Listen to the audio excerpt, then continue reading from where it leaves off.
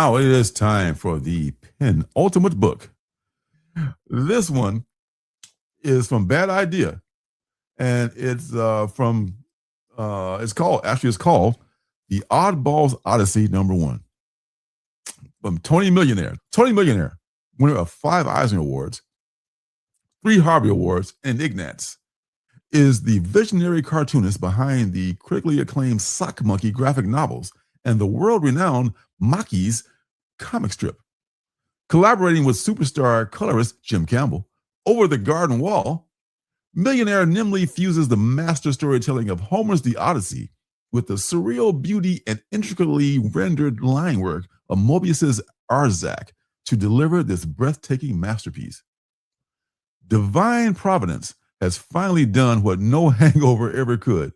Bobby Doherty is sober, but fate works fast, and it's not long until Bobby tumbles back off the wagon. A single glance at the radiant swan, Lucia Serena Del Mar, gives the former booze hound monkey drunk on love and hopelessly devoted. When Lucia takes flight, Bobby refuses to let his chance at love slip through his fingers.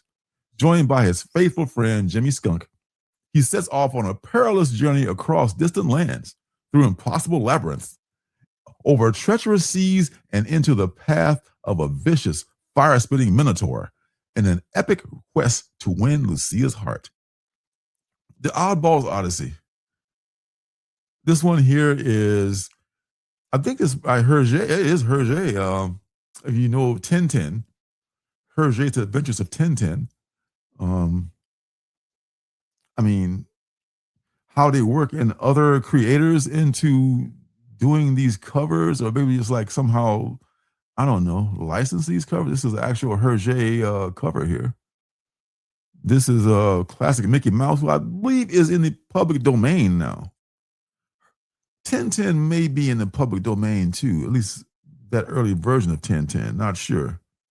But I know this version of Mickey Mouse, I think, is in the public domain.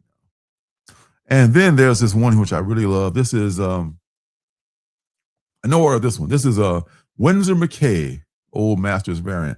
Winsor McCay is creator of this comic strip from the 1920s, I want to say, called Little Nemo in Slumberland. And I tell you, it's about this kid who dreams, and every comic strip is like, I think mostly was Sunday strips too. They were all in color. And every one of his strips that Winsor McCay drew were like this kid's dreams. Now, I've had dreams like this too, so I can totally relate. That's why I love to dream, you know. I remember some people talking about, like, even at the show you were at TN, one of the comedians said that, you know, he smokes weed because it makes him not dream. I can't, like, dude, why would you want to do that? Thank God it doesn't have the same effect on me.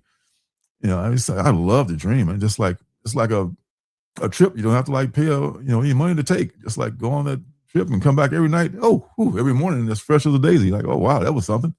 That was interesting. And here's like his bed walking out the door.